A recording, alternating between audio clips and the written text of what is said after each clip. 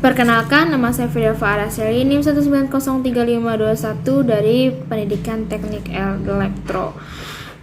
Di sini saya akan mempresentasikan sebuah video mengenai Allah dan juga keselamatan apa yang akan kita terima di dalam Yesus Kristus. Nah, pertama, siapakah Yesus? Dalam Markus 8 ayat 27-29 mengatakan, Yesus berkata kepada murid-muridnya, kata orang, siapakah aku ini? Lalu jawab mereka, ada yang mengatakan Yohanes Pembaptis, ada juga yang mengatakan Elia, ada juga yang mengatakan seorang daripada nabi. Ia bertanya kepada mereka, tetapi apa katamu, siapakah aku ini? Maka jawab Petrus, engkau adalah Mesias. Pada dasarnya, Tuhan Yesus hidup sebagai manusia biasa di bumi 2000 tahun yang lalu. Agama-agama besar mengajarkan bahwa Yesus adalah seorang nabi, guru, dan juga seorang manusia yang saleh. Namun Alkitab mengatakan bahwa Yesus lebih dari seorang nabi, lebih dari seorang guru yang baik, dan lebih dari seorang manusia yang saleh. Paulus dan Petrus ketika mereka percaya Yesus, mereka bukan agama Kristen, mereka tetap Yahudi, tetapi iman mereka yang percaya pada Yesus. Hal ini membuktikan percaya pada Yesus bukan sekedar agama, bukan sekedar ritual, tetapi itu bicara mengenai iman. Dalam Yohanes 10 ayat 30, bahwa Yesus dan Bapa adalah satu. Yohanes 13 ayat 13 mengatakan, kamu menyebut aku guru dan Tuhan, dan katamu itu benar, sebab akulah guru dan Tuhan. Lalu siapakah Yesus? Yesus adalah intisari dari firman Allah, sebab nubuat tentang kedatangannya sudah tercatat beratus tahun sebelum kelahirannya. Lebih dari 300 nubuat tentang Yesus dimulai dari kelahirannya, kebangkitannya, dan kenaikannya, serta kedatangannya kembali sudah tertulis di dalam Alkitab. Yesus itu kekal dan dia adalah Allah. Dalam Yohanes 14 ayat 6 mengatakan bahwa Kristus adalah satu-satunya jalan dan kebenaran dan hidup, karena tidak ada seorang pun yang datang kepada Bapa jika tidak melalui Yesus Kristus. Maka sikap kita yang seharusnya adalah mengenal Dia, Yesus Kristus, dan kuasa kebangkitannya serta persekutuannya dalam penderitaannya, dan di mana kita menjadi serupa dengan Yesus dalam kematiannya. Dari Filipi 3 ayat 10. Yang kedua, keselamatan dalam Yesus Kristus. Di mata Allah, standar keselamatan adalah 100% sempurna. Itulah yang menjadi masalah manusia. Pada awalnya hubungan manusia dengan Allah sangat dekat, namun dosa yang memutuskan hubungan itu hingga manusia diusir dari Taman Eden. Lalu, apa itu dosa? Dosa bukan hanya sekedar perbuatan. Dosa lebih dari itu karena bayi pun sudah berdosa, karena dia bisa dikatakan sebagai manusia. Bahkan anak kecil pun sudah berdosa karena dia sudah memiliki sikap egois. Contohnya saja ketika berebutan mainan, yang satu ingin mainan tersebut dan yang anak B juga ingin mainan tersebut, sehingga mereka itu bisa bersikap sangat egois untuk mendapatkan apa yang mereka inginkan. Lalu apa upah dosa? Upah dosa adalah maut. Namun Allah tidak ingin kita binasa, maka dari itu Ia mengirimkan anaknya yang tunggal supaya barang siapa yang percaya kepadanya tidak binasa, melainkan beroleh hidup yang kekal. Maka dari itu Yesus Kristus menebus dosa kita di atas kayu salib. Dalam Galatia 3 ayat 13 mengatakan, Kristus telah menebus kita dari kutuk hukum Taurat dengan jalan menjadi kutuk karena kita. Sebab ada tertulis, terkutuklah orang yang digantung di atas kayu salib. Maka yang harus menebus dosa kita bukanlah para nabi yang masih berdosa, tapi Yesus Kristus. Yesus Kristus tidak memiliki benih dosa, maka Dia yang bisa menyelamatkan kita supaya kita yang telah mati dalam dosa dapat hidup untuk kebenaran. Hal ini mengatakan tidak ada usaha kita yang bisa membawa kita pada Allah karena kita sudah tercemar oleh dosa. Tapi Yesus Kristus telah yang menghubungkan kembali kita pada Allah, maka dari itu keselamatan adalah anugerah. Maka sikap kita yang seharusnya adalah kita harus mengakui dosa kita dan berdoa serta menerima Yesus dalam hati kita. Pertama adalah percaya, lalu lahir baru, dan memiliki akhir yang akan terus tetap percaya bahwa Yesus adalah keselamatan. Kemudian selanjutnya adalah iman. Konsep lahir baru adalah ketika kita percaya kepada Yesus Kristus. Apa yang harus kita lalui setelah percaya? Yaitu kita harus memiliki ketaatan. Dalam Markus 1 ayat 27 mengatakan, apa ini? Suatu ajaran baru. Ia berkata dengan kuasa, roh-roh jahat pun diperintahkannya dan mereka taat kepadanya. Poin terpenting dari ketaatan adalah mentaati hukum-hukum Allah. Lalu bagaimana kita tahu apa yang benar di mata Allah? Kita bisa mengetahuinya dari firman-Nya. Satu orang percaya, maka seluruh malaikat akan bersorak-sorai.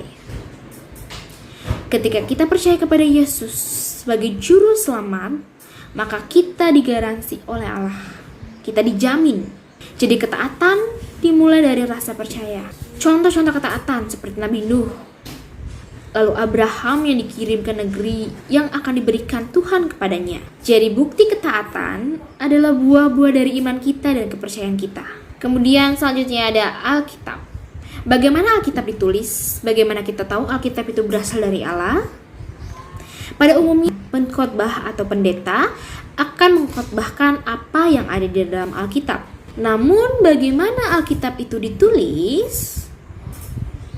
Alkitab adalah firman Tuhan, di mana Tuhan berbicara langsung kepada manusia seperti di kitab Amos. Alkitab ditulis dalam kurun waktu 1600 tahun mulai dari penciptaan di Kejadian hingga Wahyu. Baik kitab Perjanjian Lama maupun Perjanjian Baru saling berkaitan. Alkitab sudah diterjemahkan ke dalam lebih dari 8.000 bahasa. Jadi Alkitab adalah firman Tuhan di mana Tuhan berbicara langsung kepada manusia. Pertama kali pesan Tuhan ditulis di atas batu. Ingat kisah Musa di mana pesan Tuhan ditulis di atas batu loh. Berikutnya pesan Tuhan ditulis di tanah liat. Kemudian di papirus, namun kekurangannya mudah berjamur.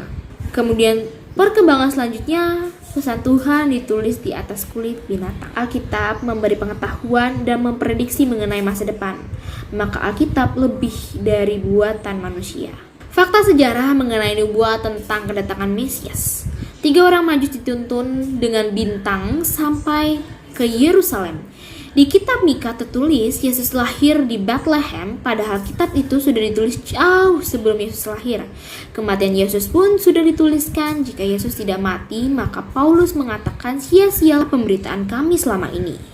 Jadi, jika ada seorang yang bisa memprediksikan 100% tentang masa depan, maka berarti orang itulah yang diutus oleh Tuhan, karena Tuhanlah yang mengirimnya. Karena tidak ada satupun orang manusia yang bisa memprediksikan mengenai masa depan.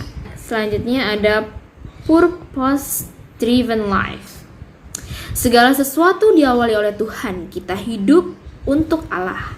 Keberadaan kita bukan hanya sekedar kebutuhan biologis, tetapi bagaimana Allah terikat di dalamnya. Tuhan sudah merancangkan kehidupan kita. Kita bisa memilih karir kita bisa memilih pasangan kita, tapi kita tidak bisa memilih tujuan kita. Karena kamu bukanlah sebuah kebetulan. Tuhan sudah memikirkan kita jauh sebelum kita ada. Tuhan menjadikan kita dengan suatu maksud untuk tujuannya. Tuhan menciptakan alam semesta karena Ia adalah Tuhan atas kasih. Ada 5 hal umum yang menggerakkan hati dan kehidupan manusia, yaitu rasa bersalah, kebencian dan kemarahan, ketakutan, materialisme, dan kebutuhan untuk diterima. Namun dari semua itu, manfaat dari kehidupan yang digerakkan oleh tujuan, yaitu dapat memberi arti pada kehidupan kita, dapat menyederhanakan kehidupan kita, dan memberi fokus pada kehidupan kita. Lalu apa tujuan Allah untuk kita? Manusia diciptakan untuk kekekalan. Tuhan memberi segala sesuatu indah pada waktunya, bahkan memberi kekekalan dalam hati kita.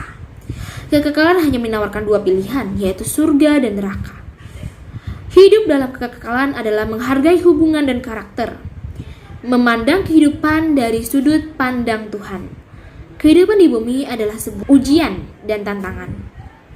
Kehidupan di bumi adalah sebuah kepercayaan juga. Kita tidak bisa melihat apa yang terjadi dalam kehidupan kita semuanya dari sudut pandang manusia, tapi kita harus melihat semuanya dari sudut pandang Tuhan. Tuhan memiliki tujuan mengapa semua hal terjadi dalam kehidupan kita. Karena hidup adalah penugasan sementara. Hidup sangatlah singkat. Bumi hanyalah tempat tinggal sementara, di mana akan ada masanya bumi memiliki akhir. Maka dari itu, tujuan Tuhan untuk kita, saya yakin, adalah untuk yang terbaik.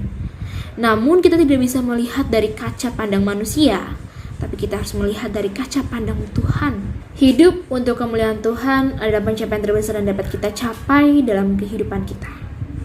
Lalu bagaimana mendatangkan kemuliaan bagi Tuhan? Yaitu dengan menyembah Dia, mengasihi orang percaya lainnya, menjadi seperti Kristus, lalu melayani orang lain melalui karunia-karunia kita, seperti melayani di gereja untuk Tuhan, dan yang terakhir ada memberitahukan orang lain mengenai Tuhan Yesus. Karena Tuhan Yesus sendiri adalah jalan kebenaran dan hidup, Dia adalah keselamatan. Dia adalah juru selamat kita yang luar biasa hebat. Lalu untuk apakah kita hidup? Tuhan mengundang kita bagi kemuliaan Tuhan dengan memenuhi tujuan yang Ia buat untuk kita. Kehidupan yang sebenarnya dimulai dengan memberikan diri kita sepenuhnya kepada Yesus Kristus dan mempercayai Tuhan Yesus serta menerimanya. Apa sih tujuan kita diciptakan? Kita dirancang untuk kesenangan Tuhan. Tuhan merancang semua kelebihan dan kekurangan kita untuk kesenangannya. Lalu apa yang membuat Tuhan senang? Apa yang membuat Tuhan tersenyum?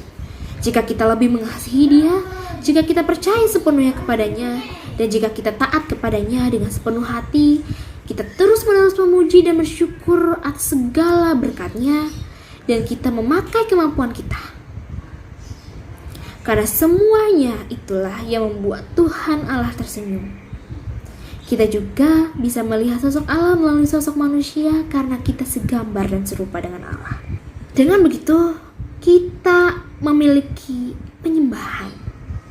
Dari inti penyembahan sendiri adalah kita melakukan penyerahan dan percaya sepenuhnya. Jika kita sudah memberi hidup kita sepenuhnya kepada Tuhan, kita tidak akan menyesal di akhir. Tuhan ingin kita menjadi sahabat karibnya. Doa membuat kita berbicara kepada Tuhan, dan meditasi membuat Tuhan berbicara kepada kita. Lalu bagaimana mengembangkan persahabatan dengan Tuhan? Yaitu dengan menghargai apa yang Tuhan beri, menginginkan persahabatan dengan Tuhan lebih dari apapun, karena Tuhan lebih besar dari segalanya. Kemudian kita harus juga jujur kepada Tuhan atas segala perasaan kita, berkeluh kesah kepada Tuhan apa yang kita alami dalam hidup kita. Tapi jangan mempertanyakan kasih-Nya kepada kita, karena yang pasti kasih-Nya besar. Kemudian kita harus taat kepada Tuhan dalam iman. Lalu penyembahan seperti apa yang menyenangkan hati Tuhan? Yaitu penyembahan yang dilakukan dengan segenap hati kita, tepat, autentik, dan praktis. Yang artinya praktis di sini adalah kita tidak perlu terlalu formal, tapi cukup dengan kesederhanaan kita. Banyak orang mempertanyakan dirinya jauh dari Tuhan. Ketika Tuhan terasa jauh dari kita, apa yang akan kita lakukan? Katakanlah kepada Tuhan apa yang kalian rasakan. Pusatkanlah segala perhatian kepada siapa Tuhan sebenarnya. Sifatnya tidak akan berubah. Percaya bahwa Tuhan menepati janji-janjinya. Dia tidak pernah sekalipun mengingkari janjinya dalam hidup. Ingatlah akan apa yang telah Tuhan lakukan untuk kita. Semuanya. Baik hal kecil maupun hal besar. Ingat, apapun yang terjadi dalam kehidupanmu, Tuhan rancangkan untuk kebaikanmu, untuk mendatangkan kebaikan bagi kita semua. Jadi kebenarannya adalah Tuhan tidak pernah jauh dari kita. Tuhan sangat sayang kepada kita seperti Bapa sayang kepada anak-anaknya. Seperti lirik yang kita ketahui, yang kita biasa nyanyikan di gereja tentu saja.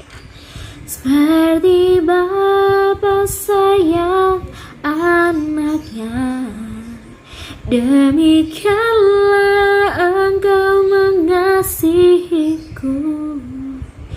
Kau jadikan biji matamu, Kau berikan semua yang ada pada